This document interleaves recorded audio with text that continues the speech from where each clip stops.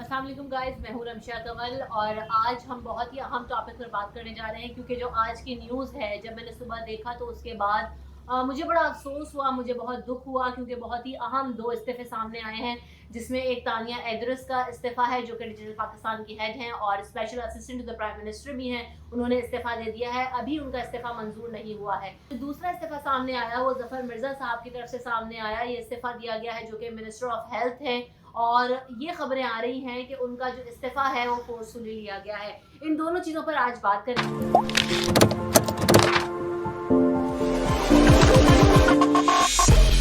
तानिया इदरिस जो है उनके हवाले से बात कर लेते हैं, डिजिटल पाकिस्तान के हवाले से बात कर लेते हैं।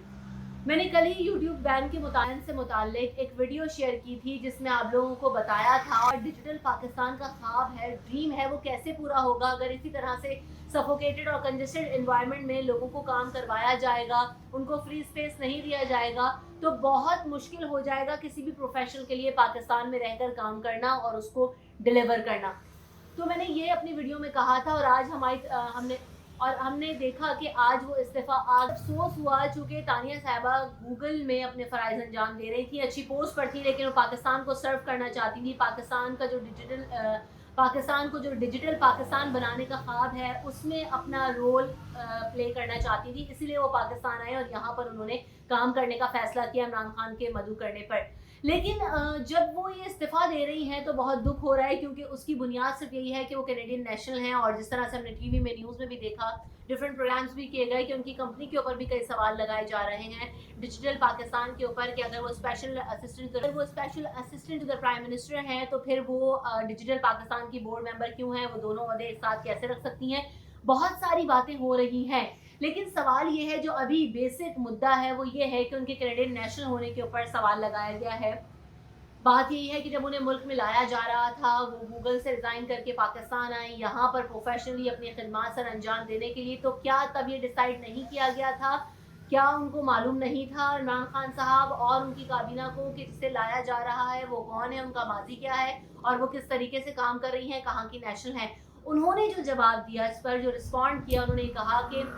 मैं कैनेडियन बॉर्न हूँ लेकिन मैं हूँ पाकिस्तानी ही, मेरा कनाडा में बॉर्न होना मेरा क्या कसूर है इसमें, और मैं पाकिस्तान को आगे लेके जाना चाहती हूँ, पाकिस्तान की बेहतरी के लिए काम करना चाहती हूँ, मुझे उस पर काम करने दिया जाए। लेकिन अगर इस तरह से होगा, इस तरह से रिस्ट्रिक्शंस लगाई जाएंगी, इस तरीके से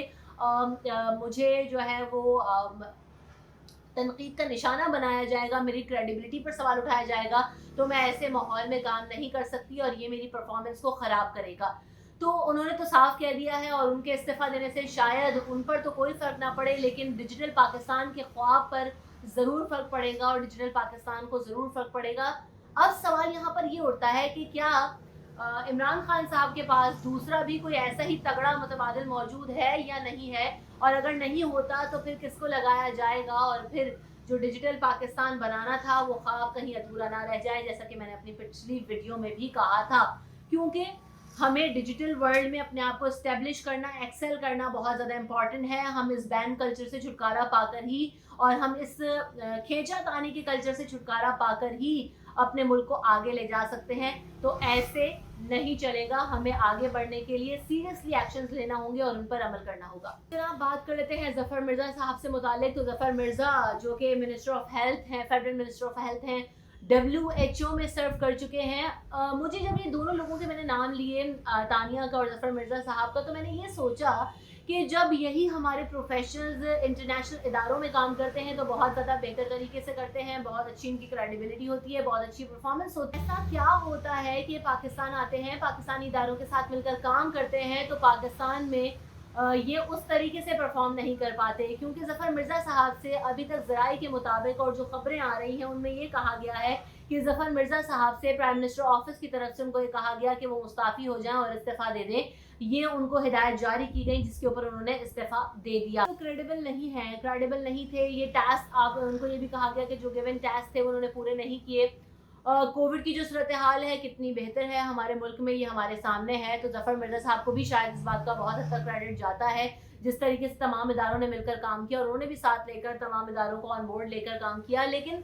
उसके बावजूद इस्तीफ़ा मांग दिया गया। तो फिर सामने लेकर आए जाएं वो टास्क के कौन से ऐसे टास्क थे जिसको पूरा करने में ज़फ़र मिर्ज़ा साहब कामयाब नहीं रहे,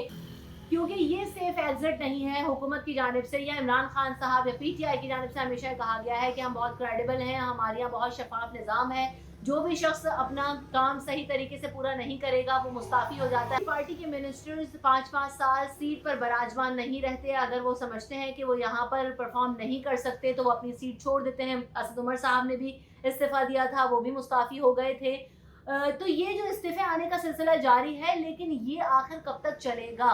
और फिर जो टास्क हैं, जो काम है, उनके बारे में भी बताइए कि क्या ऐसे टास्क दिए गए थे जो वो परफॉर्म नहीं कर पाए और उसकी बुनियाद पर उन्हें मुस्ताफ़ी होने का कहा गया, ताकि आवाम में जो तज़ब्ज़ुब है, तशवीश है, वो दूर की जा सके कि आखिरकार ये जो प्रोफेशनल्स हैं हमारे, ये मुस्ताफ़ी क्यों हो रहे हैं और ये काबीना में बार बार रद्दो बदल होने की वजूहात क्या हैं। इस पर एड्रेस करना होगा इमरान खान साहब को, बताना होगा या उनकी काबीना के लोगों को बताना होगा।